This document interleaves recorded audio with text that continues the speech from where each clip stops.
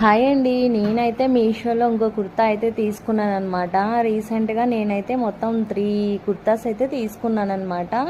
అయితే ఇప్పుడు నేను చూపిస్తున్న కుర్తా అయితే రిటర్న్ పెట్టేశానండి. నేను మీకు జస్ట్ వీడియోలో చూపిస్తున్నానంతే. క్లాత్ అయితే బాగుంది. కాటనే. ఇదివరకు నేను తీసుకున్న ఒక క్లాత్ అయితే కొంచెం అండర్ ఆర్మ్స్ దగ్గర షేడ్ అయిందనమాట లైట్‌గా.